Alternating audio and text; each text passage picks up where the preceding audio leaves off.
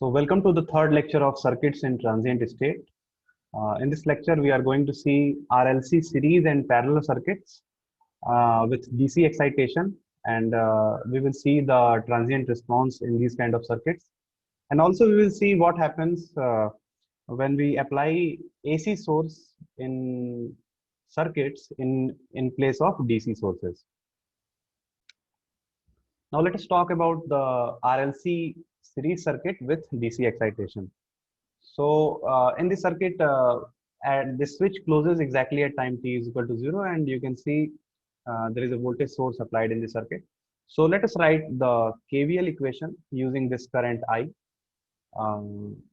We can write it as V is equal to IR plus L di upon dt plus 1 by C integration of I dt. So in order to make this equation look in a complete differential equation form, we will have to take the differential of both the sides with respect to time t. And since you know that this voltage source V is a DC source, so it will be constant with respect to time. So if we differentiate with this equation with time, this is going to be 0. So let me rearrange this equation and write it as L d2I upon dt2 plus R di upon dt, plus 1 by C, I should write it as I by C, and it should be equal to 0. So let us divide both sides by L so that we get a more standard form of this equation. So we will get d2I upon dt2 plus R upon L. So I suppose you have already done in the steady state analysis previously. So it is fairly easy for you to recollect, and it should be equal to 0. So we can take I common and just write this equation as a standard differential equation form like this: d2 upon dt2 plus R by L dt plus 1 upon RC. I is taken out, will be equal to 0. So let me call this ddt as capital D, right? So we can just find a differential equation which is of this form: d square plus R by L d plus 1 upon RC is equal to 0. So remember the mathematics classes where you solve your differential equations, and I had written a standard form of a second order differential equation, which you are going to study in detail in the future subject of control system. So I'm going to write that standard form here, which is s square plus 2 zeta omega n s plus omega n square is equal to 0. Here omega is n is the natural frequency of oscillation of any circuit, and zeta was the damping ratio. So we have already discussed all this in the previous lectures. So if you compare this equation 1 and this equation 2, you will find out that this quantity 2 zeta omega n, which basically was the bandwidth of this particular circuit, if you can remember. And omega n basically was your natural frequency, which later came out to be the resonant frequency if you make this circuit resonant. So let's keep that apart. If we compare this equation 1 and 2, we will get this value 2 zeta omega n will be equal to R upon L. So even if you change it a little bit, you will get zeta omega n will be equal to R upon 2L. So I had already told you that this zeta is called damping ratio. This zeta was somewhere related to the quality factor of the circuit when we were studying it in the resonance, and it is somewhere related to the oscillation, how this factor damps the oscillation of any particular response in any RC RLC circuit, right? So this zeta is the damping ratio, but this quantity zeta omega n is called damping coefficient. This is called damping coefficient. zeta multiplied by omega n. So you remember this is important, and it is going to play a very important role in defining the time constant and also how the response will damp to zero or damp to the steady state. So let us move forward and get back to this equation one, get back to solving this equation one, so that we find some conditions where we will see what kind of responses will be there in this particular RLC circuit uh, in terms of current or in terms of voltage across R, L, and C. So let's go back to this equation. D square plus R upon LD plus 1 upon, what was that? 1 upon RC. No, sorry, this is LC. I made a big mistake. I'm sorry. This is LC because we have divided it by L, right? So I really regret for this mistake. So this will be LC will be equal to 0, right? So you know that if we solve this quadratic equation, we will get our value of current or the roots of this particular equation will be as D will be minus B, which is minus R upon L, plus minus under root B square minus 4AC. You remember from the mathematical equation, this was your standard quadratic equation. AX square plus BX plus C is equal to 0. So when you solve it, you will get minus B plus minus under root B square minus 4AC divided by 2A, right? So here your A is 1 and your B is R by L and your C is 1 upon LC. So if you put it here, you will get your roots of this equation. So D will be equal to minus R upon L plus minus R upon L squared minus 4 times 1 by LC, right? And divided by 2 since A is 1. So if we can little bit rearrange this equation, and let me call these, since it is a quadratic equation, there will be 2 roots. So let me call it these roots as D1 and D2, and these will be equal to minus R upon 2L plus minus under root. Let's take this 2 inside. So we will get R upon 2L whole squared minus 4 divided by L. Sorry, this 4 will go. So we will get 1 upon LC. So this is the roots you will get, right? Now, we already saw that this R by 2L value, this R by 2L value is nothing but zeta omega n. So we can also write it as minus zeta omega n plus minus under root zeta omega n squared minus, and what was 1 by LC? It was nothing but omega n square. So we can write it as omega n square. So you can write these roots in the form of standard equation also. So now, can you tell me, you have 2 roots, and these roots can be either real, and in real also they can be either real and different, or they can also be real and same, and they can also be complex roots. So how will you decide the whether these roots will be real or complex? So it will all depend on this factor, the quantity which is under root, this thing. Everything will be decided by this.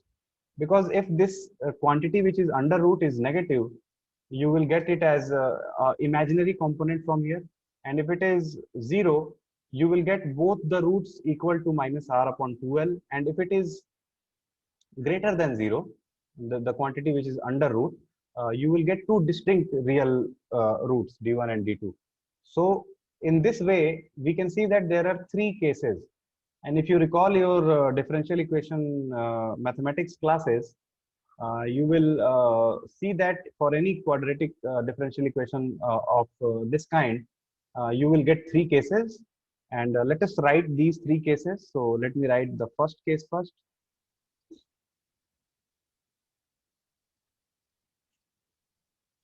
So in the case 1, the quantity R upon 2L whole squared is greater than 1 upon LC. So here in this equation, this quantity is greater than this quantity. So you will get two separate real and distinct roots.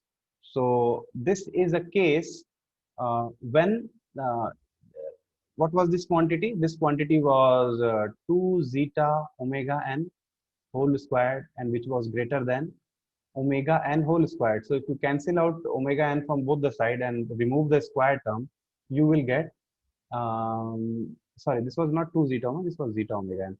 So you will get zeta greater than 1, right? So zeta greater than 1, and since zeta is the damping ratio, this case is called as over damping. This case is called as over damping. So in this case, as you can see, you will have two distinct roots. So let me call these roots as, let me call them as alpha 1 and alpha 2. Can we call this? Let us call it some different. From here, you will see, let me call this particular thing as alpha and this particular thing as beta, right? So what will happen is, since the beta quantity is a positive quantity, is a real quantity, so you will have your two roots as d1 comma d2 will be alpha plus beta and alpha minus beta. So both these quantities are real quantities, right? So can you tell me what was the general solution of this particular equation?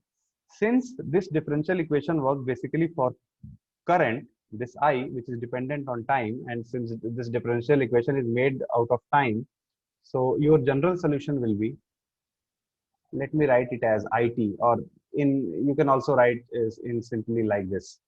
So I'm just writing I as IT will be equal to C1 e to the power alpha plus beta into t plus C2 e to the power alpha minus beta t. So this you all must be remembering from the differential equation in mathematics. So this is how you will get the response for case 1, where zeta omega n is greater than omega n, or r by 2l whole squared is greater than 1 by LC, which means zeta came out to be greater than 1, which is the case of over damping. So since this equation has both only the exponential term with respect to time, so how will the graph look like for this particular current? Can anyone say? So if you switched on at time t is equal to 0, your time starts from time t is equal to 0 from here. So if t is 0, what will you get? You will get some constant C1 plus C2. So from somewhere, this response will start like this, and in steady state, definitely it is going to be coming back to 0. Because what happens is, if there is a capacitor in the circuit, definitely the current is going to be 0, because after a certain time, the capacitor will be completely charged by voltage V and current will be 0, and the capacitor becomes as an open circuit in steady state. So you are going to get a response, an exponential response like this, where initially the current will increase and then steadily it will go back to 0. So this is the response for your over damping case. Now let us come back to case 2. In this case, R upon 2L whole squared will get equal to 1 upon LC. So the term which was inside this under root became equal to each other. So in this case, you can say that zeta omega n squared become equal to omega n square, which means zeta became exactly equal to 1, right? This case is called critical damping.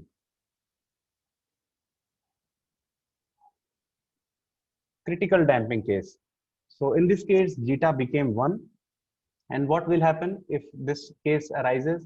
You will see this whole under root thing go back to 0, since these two terms are equal now. So both the roots d1 and d2 will be equal to r upon 2l. So both, sorry, minus r upon 2l. So both these roots are going to be equal to minus r upon 2l. So in this case, what is the solution of a differential equation when both these roots are real and equal? You will get it, which is nothing but capital I, equal to C1 plus C2t e to the power, this, let me call this as alpha, e to the power alpha t. So you will get this as C1 plus C2t e to the power minus RT upon 2L. So this is going to be your response for case 2 or critical damping. So if you draw this response with respect to time, you are going to get a similar response like in the previous case. So here also you can just put the time t is equal to 0 and solve. So if you put time t is equal to 0, you can see that this curve starts from some constant value C1 in 0, and then it increases, and definitely it is going to get 0 because there is a capacitor in the circuit when the steady state reaches. So this is an exponential curve. Now coming back to the important and very interesting case 3, when this term r upon 2l whole squared is now less than 1 upon LC.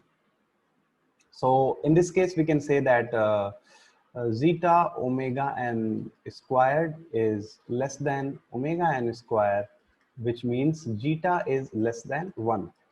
This case is called underdamped response case.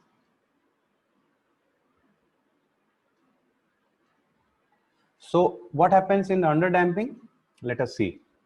So if this term becomes less than 1 upon LC, what will happen is the quantity under the root will become negative. And if anything is under the root which is negative, it becomes an imaginary quantity. So we are going to get something like this. So if I call the value of this as alpha and the value under root, this thing was called beta. So we will get our roots like this. D1 comma D2 will be basically alpha plus J beta and alpha minus J beta, right? So we will get two complex or complex conjugate roots. So what is the solution of a differential equation when roots are complex conjugate like this? So it is like this. We will get I is equal to basically IT is equal to C1 cos beta t plus C2 sine beta t multiplied by e to the power alpha t, right? So this is the standard solution of your differential equation when the roots are complex conjugate of each other and roots are complex. So in this case, since we have already saw that the value of zeta omega n was nothing but r upon 2l, right? The value of zeta omega n was r upon 2l. So can you tell me from this equation what will be the time constant? We already saw that this r upon 2l, which was zeta omega n, and we considered it as what? Alpha, right? We considered it as alpha, or rather magnitude of alpha, right? So if you remember our previous derivations of currents or voltages, which came out to be like this, e to the power minus t upon tau. Remember, we had our exponential equations in this form, and whatever was coming in the denominator of this exponential power, that was termed as a tau, right? So if we make this equation in the form like that, so how we can write it as, let me write it in that form. So we will get IT is equal to C1 cos beta t plus C2 sine beta t e to the power t upon 1 upon alpha, right? So you can see that this quantity 1 upon alpha should now be working as your time constant. And if you take minus sign here, then you have to put a minus sign here also, right?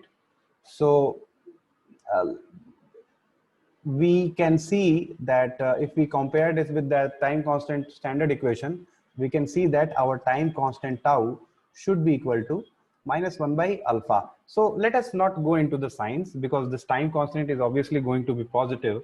So let us only talk about the magnitudes, right? So this time constant should be equal to 1 by magnitude of alpha. So in the previous slide, we saw that the magnitude of alpha was equal to r upon 2l, which was nothing but the zeta omega n, and zeta omega n was what? Your damping coefficient. So magnitude of alpha is basically your damping coefficient. So tau is going to be nothing but 1 upon magnitude of alpha, which means it is going to be 1 upon zeta omega n, which is nothing but your damping coefficient. So you can simply write it as tau is nothing but equal to 1 upon damping coefficient, which is nothing but magnitude of alpha, which is nothing but 1 upon equal to zeta omega n. So this is how you can relate your time constant with either damping coefficient or zeta omega n or alpha. Remember, in this particular case, our value of alpha was, or rather magnitude of alpha was how much? It was r upon 2l. So the magnitude of alpha was r upon 2l. Clear? So if we can put this equation here, we can simply find our tau value as 1 upon magnitude of alpha, which will become 2l upon r. So for a series RLC circuit which is connected across a DC circuit, the time constant will come out to be 2l upon r. So either you can remember this, or you can just calculate the damping coefficient and solve it for the for getting the tau. So this method you are going to apply in all kind of RLC circuit. You have to find this damping coefficient zeta omega n, and then only you will be able to find the time constant. Because initially when we were talking only about the RC and RL circuit, it was very easy just to calculate the inductance value and all the resistance across it, and then we can just finally find L by R to find the tau. Or in the RC circuit, we just find RC values. So in a circuit where both these elements are there, R, L, and C, in that case, you have to properly solve and then find this damping coefficient to find your time constant value, right? So in the third case, or the case 3, if we draw the function it with time, so can you tell me how will the graph of this particular equation look like? So you see there is a sinusoidal term also and there is an exponential term also. So it will look like this. It will be a sinusoidal wave which will be exponentially decreasing towards steady state. So it will look like a very beautiful, this kind of wave. So I'm just drawing these dots to show you how the magnitude is dropping. So this drop is not the part of graph. So this is how your case 3 current look like. There is also a case 4 where the quantity under root became exactly, sorry, not that. In the case 4, when the resistance in the circuit is 0, R is 0, R has become 0. So in this circuit, what is happening is that this resistance value is completely 0. So what will happen? This alpha term will become 0, and in the beta term, this R by 2L term will become completely 0. So what will happen? You will get your roots as d1 comma d2 as 0 plus minus under root 0 minus 1 upon LC. Clear? This was LC or what? I am remembering. Yes, this was LC. So you can say that it will be 1 upon under root LC But since this is minus term, so you will get plus minus j. So, and what was this 1 upon LC? Under root LC, it was nothing but omega n. So you are going to get plus minus j omega n term. So, or since we had taken this whole thing as beta, so we will get our roots as plus minus j beta. So we can get the final solution for IT as what will it be? C1 cos beta t plus C2 sine beta t. And now you can see that there is no exponential term in it. So if you are applying a DC voltage source across an RLC circuit where R is equal to 0, you are going to get a simple sinusoidal response which is always going to oscillate. It will not damp down to 0 because there is no exponential term in this equation. Clear? Now coming to RLC parallel circuit with DC excitation, what we did as KVL in the previous case, we are going to do KCL. So I'm just going to quickly write these equations so that we don't waste a lot of time, which we have already done. So KCL for V, we will get an equation like this. So after rearranging this equation, we will get our final differential equation like this. So we are just following the same steps which we did earlier in the case of previous RLC series circuit. So now we will get a standard differential equation like this. So we will get our final differential equation like this, and if we compare this with standard equation, we will get our zeta omega n as 1 upon 2 RC. We will get our zeta omega n as 1 upon 2 RC, and basically omega n as 1 upon under root LC.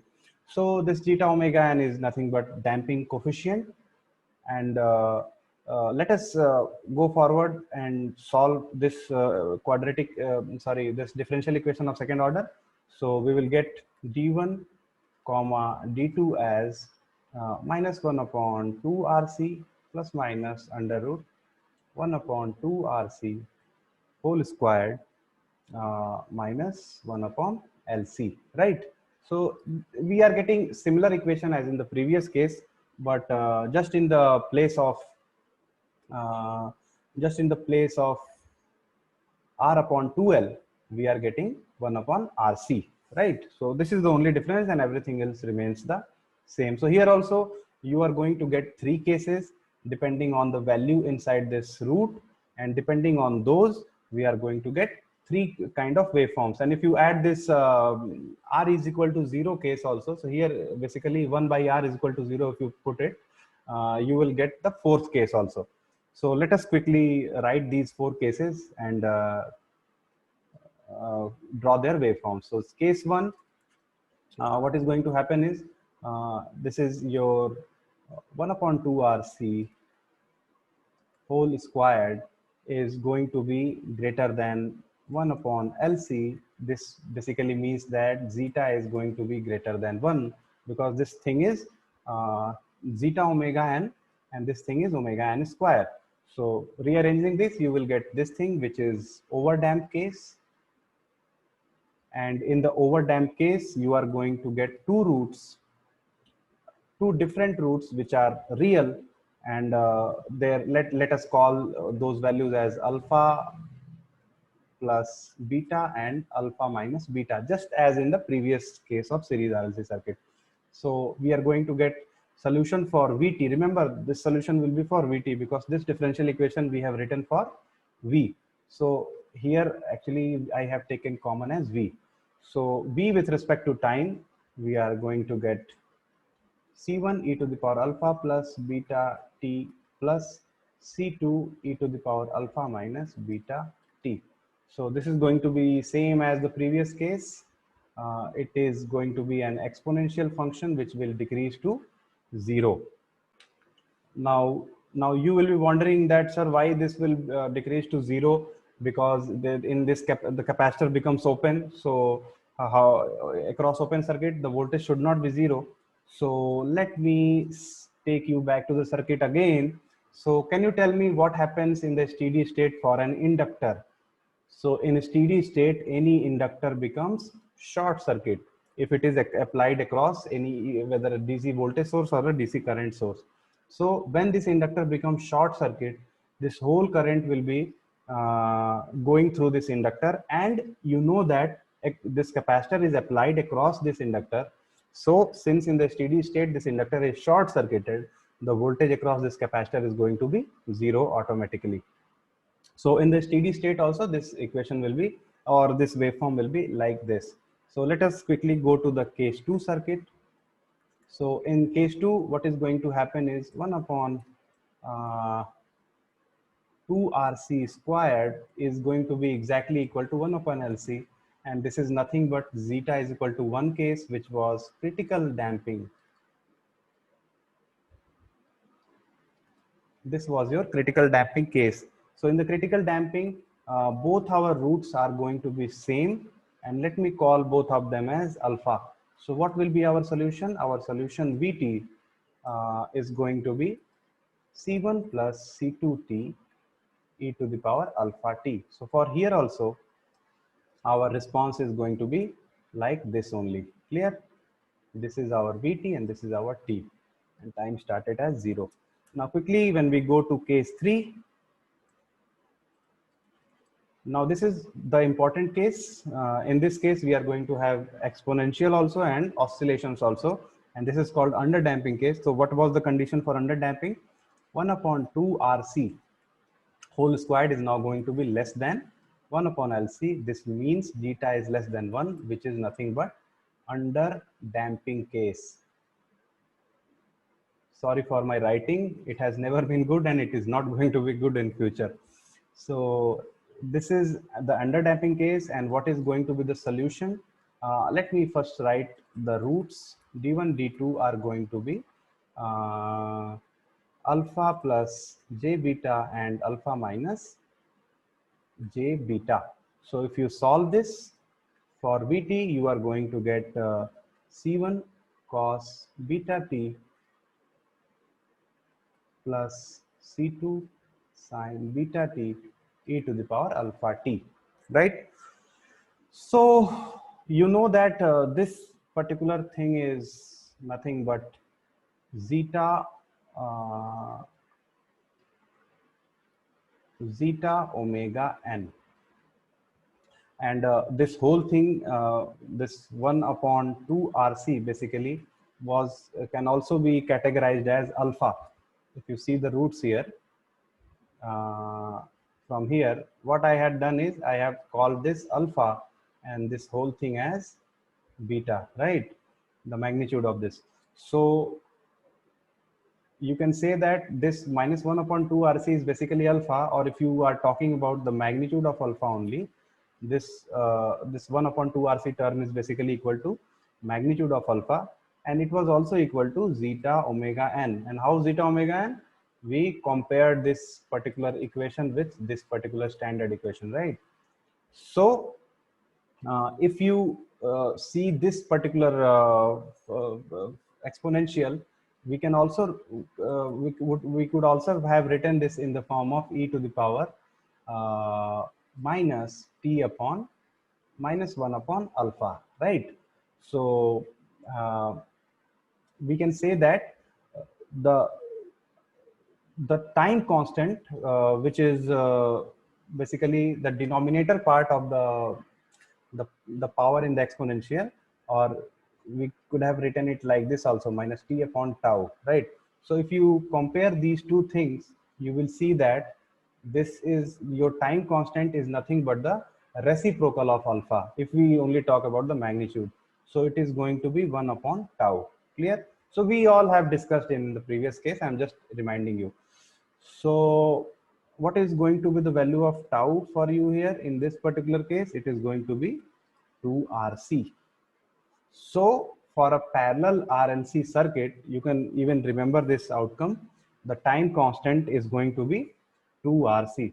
So if you draw this voltage function, how would it look like? So this is your time, this is your Vt, and similar to the previous RLC case, it is going to be like this, but exponentially decreasing. So your response in the third case in a parallel RLC circuit will be like this. So previously this response we have drawn for current, and in this case we have drawn it for voltage. Now let us quickly see the case 4 also here only. So if you see these outcomes, if I want to make this whole alpha thing as 0, or this whole part, this whole thing as 0, let me assume as 1 by R, which is basically the conductance value, equal to 0. So what will happen to the roots? Both the roots D1 and D2 will become plus minus J beta. And what was your beta? It was nothing but 1 upon under root LC. We have just did in the previous series case. So what is going to be the solution? Solution Vt is going to be C1 cos beta t plus C2 sine beta t. So similar to the previous cases, we are going to get a response which is continuously oscillating. It will not die down because there is no damping now. So this is undamped case. This is called an undamped case. In this case, there is no damping. The zeta value is 0, since you don't find any exponential case here, right? So these are all the 4 types of responses you can find in any series or parallel RLC circuit, depending on the value of damping coefficient or the damping ratio. So what were these? Over damping case, critical damping case. In the case of over damping and in the case of critical damping, our response was exponential. But in the case of under damping, we were having oscillations, but these oscillations were decreasing exponentially. So this is under damping case. And finally, in the case 4, we had undamped case. This is called undamped. In undamped case, our zeta and zeta omega damping coefficient value were 0. And in those cases, we will get constant oscillations without them dying down. Clear? Now, till now, we talked about transients when this voltage or current source was DC. But what will happen if you apply an AC source in place of a DC source? So what happens is, there is no way you can remove the transients from the circuit if you have been using a DC voltage or current source. But in the case of AC source, you can actually remove the transients at all completely. So by selecting the proper frequencies, by selecting the proper elements like R, L, and C, you can actually cancel out the transients. And let us see how we can do it. So let us take this circuit in which the switch closes at t is equal to 0. And this Vt can either be Vm sine omega t plus theta. Theta is the initial starting phase of this particular waveform. So don't confuse it with the impedance angle, which will be because of this. So let me call this combination of RL as Z, and this theta is basically the starting initial phase of this voltage waveform. So Vt can either be Vm sine omega t plus theta, or it can also be like, we can take it as Vm cos omega t plus theta, right? So it doesn't matter. So these two will be two different cases we will be discussing later. So let us write KVL equation in this circuit. Let me call the current flowing as I. Let me take it as small I. So we will get Vt is equal to IR plus L di upon dt. So we have already done all this. If we rearrange and solve all this equation, we will get di upon dt plus R upon Li is equal to V divided by L, right?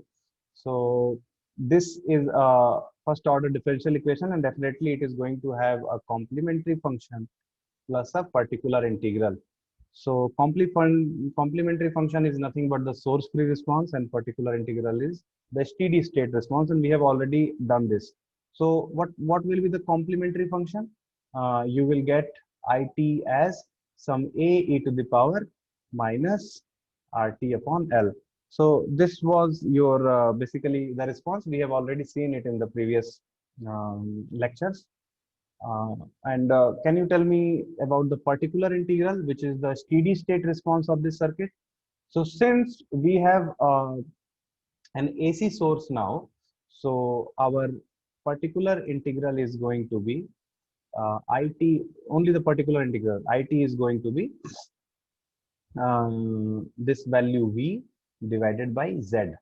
And Z is, since Z is a complex term, we can write it as Z angle alpha. So what is this Z is made of? This is the axial inductance, this is the resistance, and both these phasors are when made added together, we will get Z, and the angle between Z and R is going to be alpha.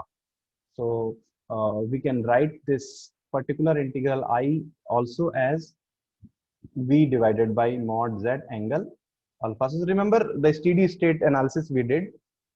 So we just divided the voltage with the impedance of any circuit, and that impedance can be written in this form also. This is called the polar form, where magnitude Z is the magnitude of impedance and alpha is the angle.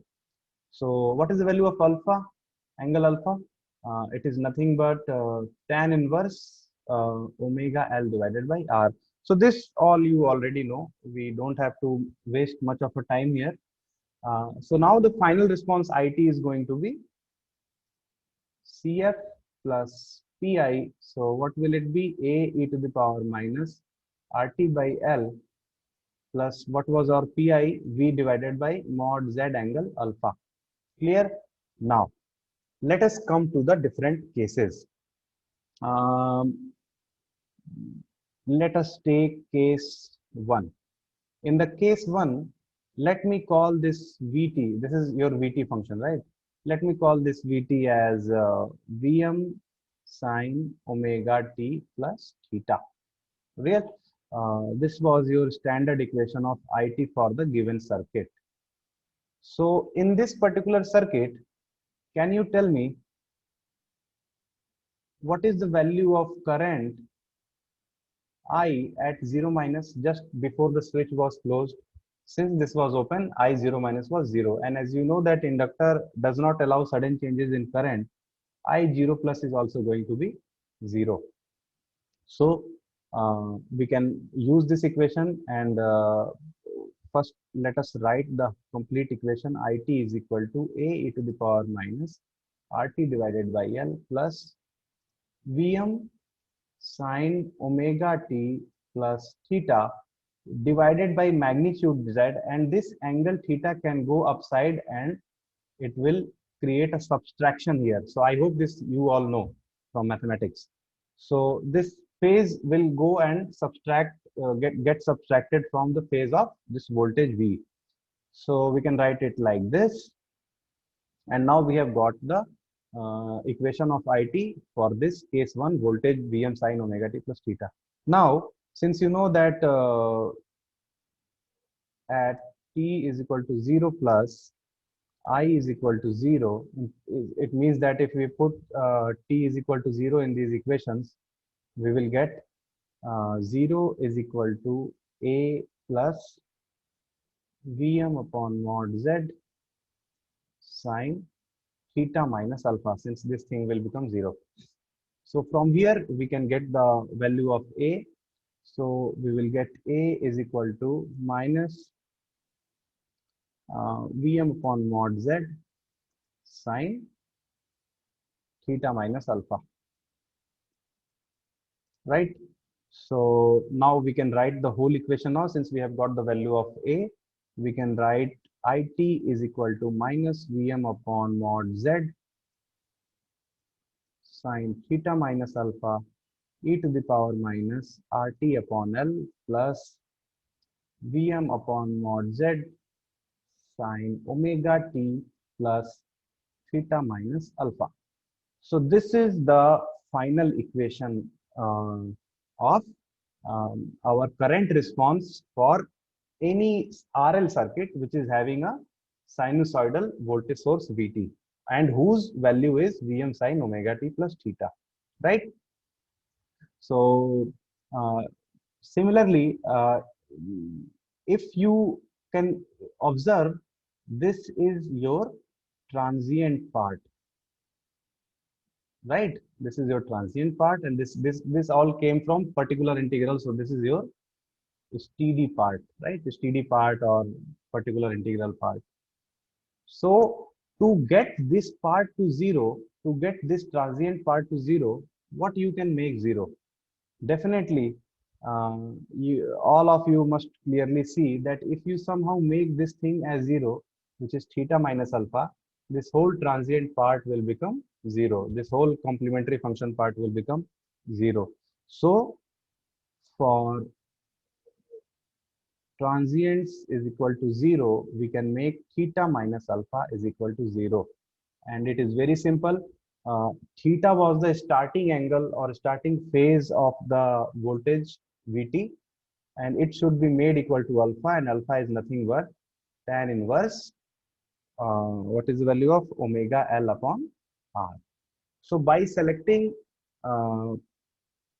selecting this frequency omega L and R in such a way that theta becomes equal to tan inverse omega L by R, we can completely remove the transients in the circuit. And which kind of circuit?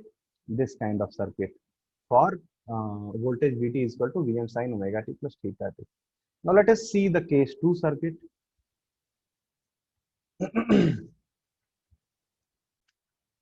In the case 2 circuit, we will take Vt is equal to Vm cos omega t plus theta.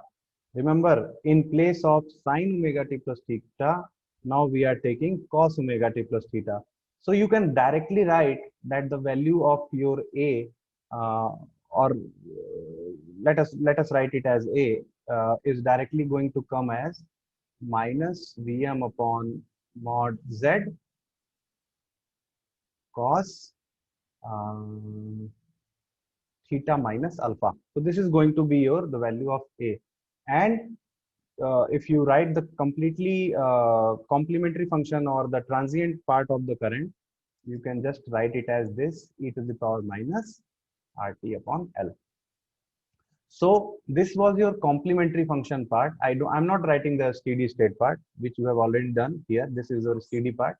And in place of this sine theta minus alpha, you are only going to get cos theta minus alpha, simply because you have changed Vm sine omega t plus theta to Vm cos omega t plus theta. So all you have to do is you have to make this cos theta minus alpha term zero. So for making cos theta minus alpha is equal to zero, what should be the value of this? Theta minus alpha should be equal to pi by 2, or the odd multiple of pi by 2, because cos 90 degree or cos 270 degree, these are all becomes zero.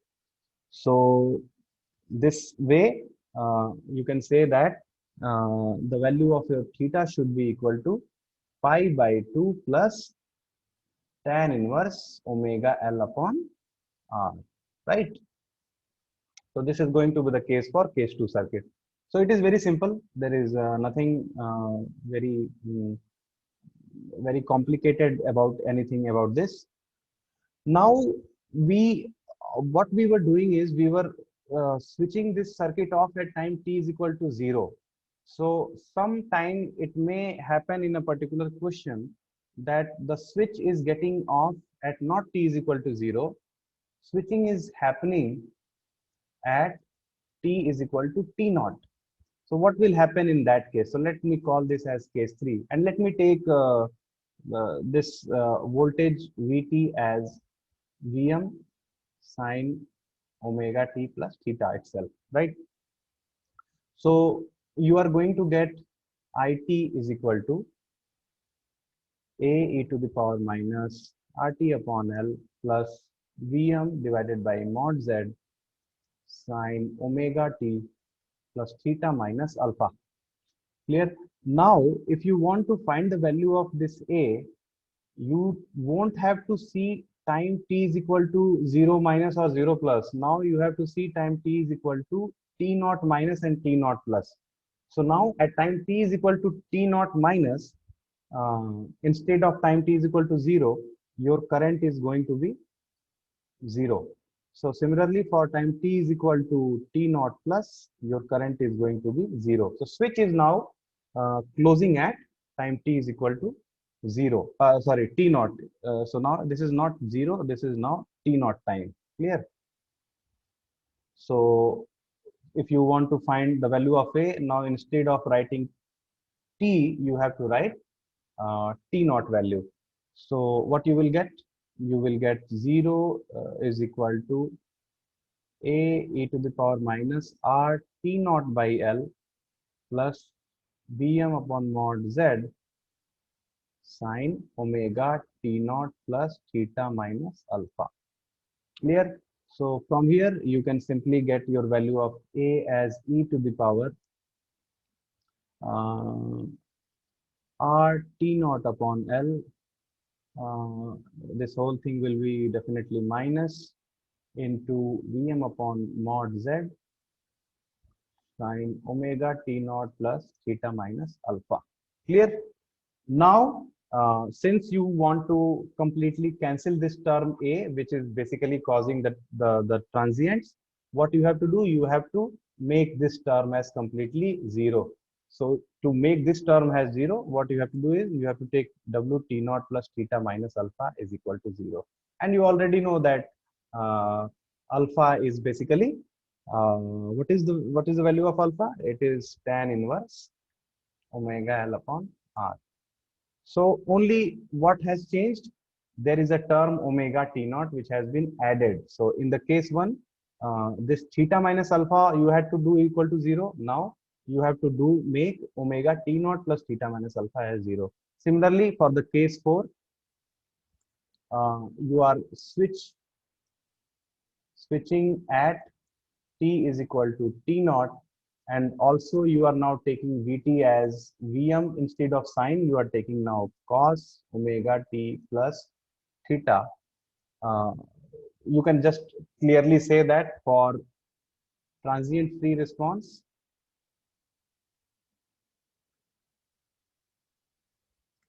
what you have to take omega t naught plus theta minus alpha. Now instead of equating it to 0, you have to equate it to pi by 2. Simple. Just like in the case 2, instead of making this equal to 0, what you had to make it equal to pi by 2. So this is how uh, we can completely remove the transients in the circuit which is having an AC voltage or current source. Now, in this example, we have to find the T naught. The T naught is the time at which the switch closes to obtain transient free response. So, just we had found in the case 3 circuit that this is similar to the case 3 circuit, our example. What was the condition to find transient free response? It was omega T naught plus theta minus alpha should be equal to 0. So, this is the same circuit. So, for transient free response, we have all we have to do is we have to find omega t naught plus theta minus alpha is equal to 0. So can you tell me the value of Vt? Vt is sine omega t.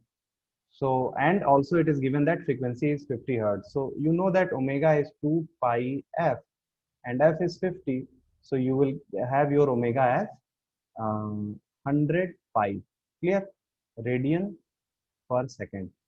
And also, since there is no theta here, we can say that theta is 0. So now we can say that 100 pi into t naught minus alpha should be equal to 0, which means t naught should be equal to alpha, which should be in radian. Remember, it should be in radian divided by 100 pi. So what is the value of alpha? Alpha is nothing but tan inverse omega L upon R, and omega is already, as you know, it is 100 pi.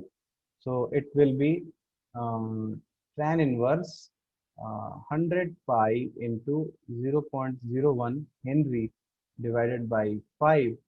And since if you try to find this tan inverse in your calculator, whatever will be the outcome, it is going to be in degrees. So you have to convert it in radian. Why? because in this formula, as you can see, this thing is written in radian. Whenever is pi or multiple of pi's, it is in radian. So you have to convert any angle in radian. So how to convert any angle in radian? So what is going to happen is, if you solve this particular thing alpha, you will get alpha as 32.1 degrees. So this is not in radian, this is in degrees. You just go on and solve it. So you have to convert it into radian. So alpha in radian is going to be 32.1 into, how to convert it into radian? You multiply by pi upon 180. So 180 is the angle equivalent of pi, so it will be converted to radian. So finally, you are going to get your T naught as 32.1 into pi upon 180 and divided by how much? 100 pi. 100 pi was not? Yes. So finally, you are going to get 1.78 millisecond.